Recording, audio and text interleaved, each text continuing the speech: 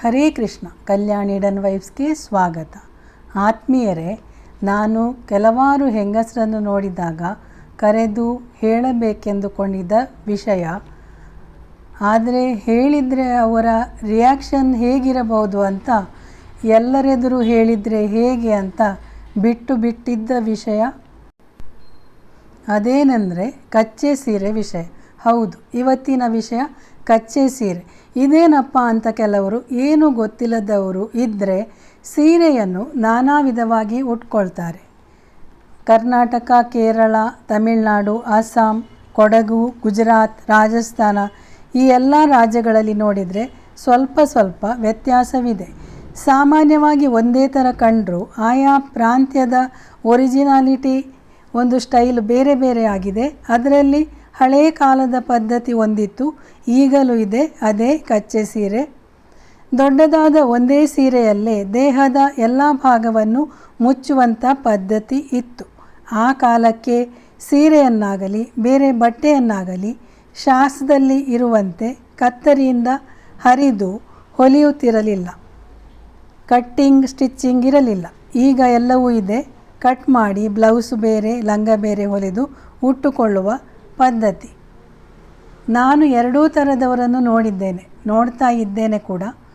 ಇವತ್ತಿನ ತಾರೀಕಿನಲ್ಲೂ ಚಂದ ಮಾಡಿ ಕಚ್ಚೆ ಸೀರೆ ಹಾಕಿ ಉಟ್ಕೊಂಡು ಇಡೀ ಮನೆ ಕೆಲಸ, ಅಡಿಗೆ ಕೆಲಸ ಮಾಡಿ ಅಡಿಗೆ ಬಡಿಸೋದು, ಪೂಜೆ ಮಾಡೋರನ್ನು ನೋಡಿದ್ದೇನೆ.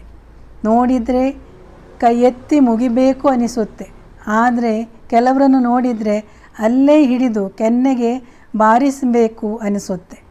ಶಾಸ್ತ್ರವನ್ನು ಅಶಾಸ್ತ್ರೀಯವಾಗಿ, ಮಡಿಯನ್ನು ಮಡಿವಂತಿಕೆ ಇಲ್ಲದಂತೆ ಮಾಡಿದವರನ್ನು ನೋಡಿದಾಗ, ಅಲ್ಲದೆ ಕೆಲಸ ಅಂದರೆ ಮಹಾರಾಷ್ಟ್ರದಲ್ಲೆಲ್ಲ ಮನೆ ಕೆಲಸ ಮಾಡೋರು ಅಥವಾ ಎಲ್ಲ ಕಡೆ ಗಾರೆ ಕೆಲಸ ಮಾಡೋರಿಗೆ ಹೇಳಿದ್ದಲ್ಲ, ಅವರು ಸೀರೆ ಮೇಲೆ ಶರ್ಟ್ ಹಾಕ್ಕೊಂಡು ಕೆಲಸ ಮಾಡ್ತಾರೆ.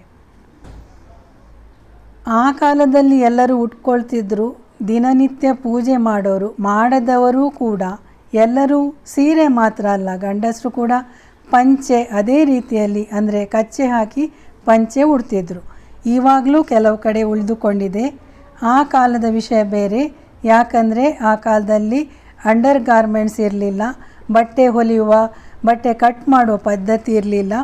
ವಿದೇಶಿಗರು ಬಂದ ಮೇಲೆ ಅನಿಸುತ್ತೆ ಥರದ ಹೊಲಿದ ಬಟ್ಟೆಗಳನ್ನು ಎಲ್ಲವನ್ನೂ ಧರಿಸಲು ಶುರು ಮಾಡಿದ್ದು. ಒಂದು ರೀತಿಯಲ್ಲಿ ನಿಜವಾದ ಕೊಡುಗೆ ಅನ್ಬೋದು. ನಾನು ಇತಿಹಾಸ ತಜ್ಞ ಅಲ್ಲ, ಪುರಾತತ್ವ ಶಾಸ್ತ್ರಜ್ಞನೂ ಅಲ್ಲ. ಹಾಗಂತ ಏನು ಜನರಲ್ ನಾಲೆಜ್ ಇರಬಾರದು ಅಂತ ಇದೆಯಾ, ಅಥವಾ ಇತಿಹಾಸ ಗೊತ್ತಾಗೋದಿಲ್ಲ ಅಂತ ಇದೆಯಾ? ಮೊದಲಿನ ಕಾಲದಲ್ಲೂ ಮೈತುಂಬ ಬಟ್ಟೆ ಹಾಕ್ಕೊಳ್ತಿದ್ರು. ಆದರೂ ಕೆಲವು ಪ್ರಾಂತ್ಯದಲ್ಲಿ ಮೊದಲು ಬ್ಲೌಸ್ ಹಾಕ್ಕೊಳ್ತಾ ಇರಲಿಲ್ಲ. ಮಾತ್ರವಲ್ಲ, ಎದೆ ಮುಚ್ಕೊಳ್ತಾ ಇರಲಿಲ್ಲ. ಹಾಗಂತ ಇವಾಗಲೂ ಮುಂದುವರಿಬೇಕಾ? ಯಾವ ಕಾಲದಲ್ಲಾದರೂ ಬಟ್ಟೆ ಅಂತ ಮೈ ಮಾನ ಮುಚ್ಚೋಕೆ ಇರೋದು. ಏನೋ ಮಳೆ ನೀರು ತುಂಬಿದೆ, ಹೊಳೆದಾಡ್ತಾ ಇದ್ದೇವೆ ಅಂತ ಇದ್ದರೆ ಮೇಲೆತ್ಕೊಳ್ಬೋದು. ಇಲ್ಲ, ಈ ರೀತಿಯೇ ಬೇಕು, ಚಿಕ್ಕ ಸೀರೆ ಉಟ್ಕೊಳ್ಳೇಬೇಕು ಅಂದರೆ ಏನಾದರೂ ಲೆಗ್ಗಿಂಗ್ಸೋ ಪ್ಯಾಂಟೋ ಹಾಕ್ಕೊಳ್ಳಿ. ಈಗ ಫಾರಿನ್ನಲ್ಲಿ ಕೂಡ ಎಷ್ಟೋ ಜನ ಹೀಗೆ ಸೀರೆ ಉಟ್ಕೊಳ್ತಾ ಇರ್ತಾರೆ. ಪದ್ಧತಿ, ಸಂಪ್ರದಾಯ ಎಲ್ಲವನ್ನೂ ಶಾಸ್ತ್ರ ಅಂತ ಮುಗ್ಧರು ತಿಳ್ಕೊಂಡಿರೋದು ತಪ್ಪಲ್ಲ. ಆದರೆ ಎಲ್ಲ ತಿಳಿದು ಕೆಲವು ಸಂಪ್ರದಾಯವನ್ನು ಶಾಸ್ತ್ರ ಅಂತ ಹೇಳಿ ಅವರ ಬೇಳೆ ಬೇಯಿಸಿಕೊಳ್ಳೋದು ತಪ್ಪು. ಏನೋ ಒಂದು ಚಿಕ್ಕ ಸೀರೆ ತುಂಡು ಎಳ್ಕೊಂಡು ಕಚ್ಚೆ ಅಂತ ಕಟ್ಟಿಬಿಟ್ಟು ಪೂಜೆ ಮಾಡೋದು ಶಾಸ್ತ್ರದಲ್ಲಿ ಎಲ್ಲೂ ಬಂದಿಲ್ಲ. ಇದರ ಬದಲು ನೈಟಿ ಹಾಕ್ಕೊಂಡೇ ಪೂಜೆ ಮಾಡಬಹುದು. ಮೈ ತುಂಬ ಮುಚ್ಕೊಂಡು ಇರುತ್ತೆ. ಸರಿಯಾಗಿ ಉಟ್ಕೊಂಡ್ರೆ ಪರವಾಗಿಲ್ಲ. ಕಚ್ಚೆ ಸೀರೆ ಉಡಲೇಬೇಕಂತ ಹೇಳಿ 8 ಮೊಳದ ಸೀರೆ ಉಟ್ಕೊಂಡು, ನಾರ್ಮಲ್ ಸೀರೆ, ನೈಲಾನ್ ಸೀರೆ ಉಟ್ಕೊಂಡು ಕಚ್ಚೆ ಹಾಕ್ಕೊಳ್ಳೋದಲ್ಲ. ಅಂಚು ಸೆರಗು ಇರುವ ಸೀರೆನೇ ಉಟ್ಕೊಳ್ಬೇಕು. ಬೇರೆ ಎಲ್ಲ ವಿಷಯದಲ್ಲೂ ಈಗಿನ ಕಾಲಕ್ಕೆ ತಕ್ಕಂತೆ ಇಲ್ವಾ? ಮೊಬೈಲ್ ನಿಮ್ಮ ಹತ್ರ ಇಲ್ವಾ? ಮೊದಲಿತ್ತ.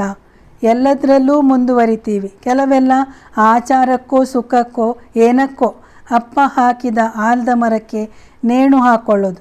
ಅಪ್ಪ ಆಲದ ಮರ ಯಾಕೆ ಹಾಕಿದ್ದಾರಂತ ಹೇಳಿದರೆ ನೀವು ಕೇಳಿದರೆ ಸರಿ. ನೇಣು ಹಾಕೋಕ್ಕೆ ಮರ ನೆಟ್ಟಿದ್ದೇನೆ, ಬೆಳೆಸಿದ್ದೇನೆ ಅಂತ ಹೇಳಿದ್ದಾರಾ? ಮೈತುಂಬ ಬಟ್ಟೆ ಕಾನ್ಸೆಪ್ಟ್ ಎಲ್ರಿಗೂ ಅನ್ವಯ ಆಗಬೇಕು. ಶಾಸ್ತ್ರ ಅಂತ ಏನೋ ಒಂದನ್ನು ಹಿಡ್ಕೊಂಡು ನೇತಾಡೋದಲ್ಲ. ಬೇರೆಯವರು ಪ್ಯಾಂಟ್ ಹಾಕ್ಕೊಂಡ್ರೆ, ಟೀ ಶರ್ಟ್ ಹಾಕ್ಕೊಂಡ್ರೆ ಅಸಹ್ಯ ಅಂತ ಹೇಳೋ ನೀವು ನಿಮ್ಮನ್ನು ಒಂದು ಸಲ ನೋಡಿಕೊಂಡು ಮನೆಯಿಂದ ಆಚೆ ಬನ್ನಿ. ಒಂದು ಕಡೆ ಮುಕ್ಕಾಲು ಭಾಗ ದೇಹ ಕಾಣ್ತಾ ಇರುತ್ತೆ ಕೆಲವರದ್ದು, ಉಳಿದ ಭಾಗವು ಅಸಹ್ಯವಾಗಿ ಕಾಣುತ್ತೆ. ಒಂಚೂರು ಕ್ಯಾರಿಲ್ಲ, ಮಿಡಿ ಮಿನಿ ಹಾಕ್ಕೊಂಡವರಕ್ಕಿಂತ ಜಾಸ್ತಿ ಅಸಹ್ಯ ಕಾಣ್ತಾರೆ ಕೆಲವರು. ಶಾಸ್ತ್ರ ಹಾಗೂ ಧರ್ಮದ ಹೆಸರಲ್ಲಿ ನಾನೇನು ಹೇಳೋದಿಲ್ಲ. ಯಾಕೆ ಮೊದಲು ಉಟ್ಕೊಳ್ತಾ ಇದ್ರು, ಎಷ್ಟು ಮೊಳ ಇತ್ತು ಸೀರೆ, ಹೇಗೆ ಉಡ್ತಾ ಇದ್ರು, ಮತ್ತು ಎಲ್ಲಿಗೆಲ್ಲ ಹೋಗ್ತಾ ಇದ್ರು, ಏನೇನು ಕೆಲಸ ಮಾಡ್ತಾಯಿದ್ರು ಎಲ್ಲ ವಿಚಾರಿಸಿ ವಿಮರ್ಶಿಸಿ ಇನ್ನು ಹೇಗೆ ಉಡಲೇಬೇಕಾ ಅಂತ ನಿಜವಾದ ಶಾಸ್ತ್ರ ತಿಳಿದವರ ಹತ್ರ ಹೋಗಿ ಕೇಳಿ, ಅಥವಾ ಪಂಡಿತರು ನಿಜವಾದ ಜ್ಞಾನಿಗಳ ಹತ್ರ ಕೇಳಿ ಮುಂದುವರಿಸಿ. ಇದು ಯಾರೋ ಗೊತ್ತಿಲ್ಲದವರು ಹೇಳ್ತಿರೋದು ಅಂದ್ಕೊಳ್ಬೇಡಿ. ನಾನು ಇದೇ ರೀತಿ ಪೂಜೆ ಮಾಡಿದ್ದೀನಿ, ನಮ್ಮ ಅಮ್ಮನೂ ಅತ್ತೆನೂ ಹೀಗೆ ಪೂಜೆ ಮಾಡ್ತಿದ್ರು. ಆದರೆ ಸರಿಯಾಗಿ ಕಂಡ್ರೆ ಮನೆ ಆಚೆ ಬನ್ನಿ, ಇಲ್ಲ ಅಂದರೆ ಮನೆಯಲ್ಲಿ ಮಾತ್ರ ಉಟ್ಕೊಳ್ಳಿ. ಇಷ್ಟೊತ್ತು ನನ್ನ ಮಾತನ್ನು ಕೇಳಿ ಅರಿತುಕೊಂಡು ಬದಲಾದರೆ ದೊಡ್ಡ ನಮಸ್ಕಾರ. ಇಲ್ಲ ಹೀಗೆ ಮುಂದುವರಿತೀವಿ ಅಂದರೆ ಥೂ ನಿಮಗೆ. ವಯಸ್ಸಾದವರು ಹಿರಿಯರು ಕರೆಕ್ಟಾಗಿ ಇರ್ತಾರೆ, ಚಿಕ್ಕವರು ಕೆಲವರು ಏನೋ ಪ್ಯಾಂಟೋ ಲೆಗಿಂಗ್ಸೋ ಹಾಕಿ ಸರಿಯಾಗಿ ಉಟ್ಕೊಂಡಿರ್ತಾರೆ. ಕೆಲವರು ಎಡಬಿಡಂಗಿಗಳು, ಯಾರು ಹೇಳಿದ್ರು ಅವರಿಗೆ ಒಟ್ಟಾರೆ ಕಚ್ಚೆ ಹೊಂದಿದ್ರೆ ಸಾಕು ಅಂತ ಯಪ್ಪ ರಾಮ ನಾನು ಕಣ್ಣಾರೆ ಕಂಡಿರೋದು. ಕೊನೆಯದಾಗಿ ಆ 4 ಮಂದಿಗೂ ನನ್ನ ಮುಂದೆ ಬಂದು ನನಗೆ ಸಿಟ್ಟು ಬರಿಸಿದವರಿಗೂ ಥ್ಯಾಂಕ್ಸ್. ಯಾಕಂದರೆ ಈ ವಿಡಿಯೋ ಮಾಡೋಕ್ಕೆ ಅವರು ಕಾರಣಕರ್ತರು. ಕೊನೆಗೆ ನೀವು ನನಗೆ ಬೈದರೂ ಶಾಪ ಹಾಕಿದ್ರು ಐ ಡೋಂಟ್ ಕೇರ್. ನಾನು ಸರಿಯಾಗಿರೋದನ್ನೇ ಹೇಳಿದ್ದೇನೆ. ನನಗೆ ಏನಾದರೂ ಹೇಳೋದಕ್ಕಿಂತ ಮೊದಲು ನಿಮ್ಮನ್ನು ನೀವು ಒಮ್ಮೆ ಅವಲೋಕಿಸಿ. ಧನ್ಯವಾದಗಳು. ನಮಸ್ಕಾರ. ಹರೇ ಕೃಷ್ಣ. ರಾಧೆ ರಾಧೆ.